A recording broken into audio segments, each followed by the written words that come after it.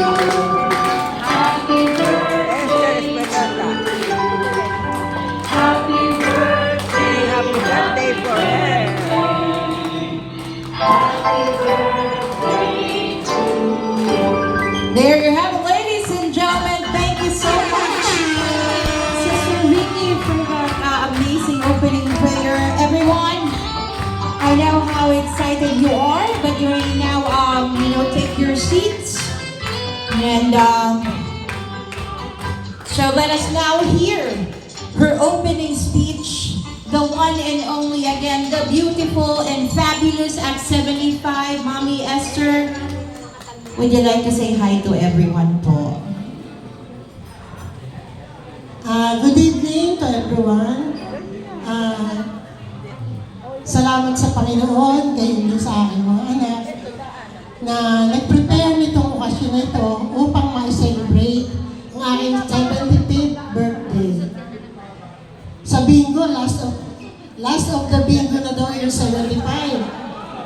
Pero alam ko, si Lord bibigyan pa tayo ng marami pang taon at hindi ito ang magiging last.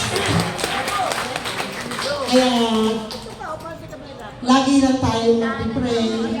Gayun din sa aking mga kaibigan, sa mga kabarangay, sa mga kamag-anak na nandirito, mga co-chairman ko, mga taga-monumento na since 1991 magkakasama na kami. Hanggang ngayon, nandito pa rin kami. Basta't may okasyon, united we stand, divided we fall. Kaya, yung aking mga kabats, batch ko po sila sa Forest. 1967 graduate po kami.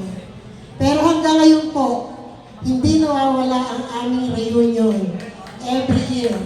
Kaya, hindi kami nagkakapalit-palit ng mukha. Lagi kaming together again. We love you, Jenam. Kaya nagpapasalamat ako sa Diyos dahil ang mga kaibigan, kamag-anak, kabats, kumare, kumpare, mga kalapla, kasama sa simbahan, lagi ko po silang nakakasama at binibigyan ako lagi ng pagkakataon na maging kasama ang aking mga kaibigan at lahat ng close sa akin. Kaya siguro, binibigyan pa ako ng mahabang panahon ng ating Panginoon. Kaya I praise and thank the Lord for all the blessings na ginagawa niya sa akin at sa aking pamilya. Maraming salamat.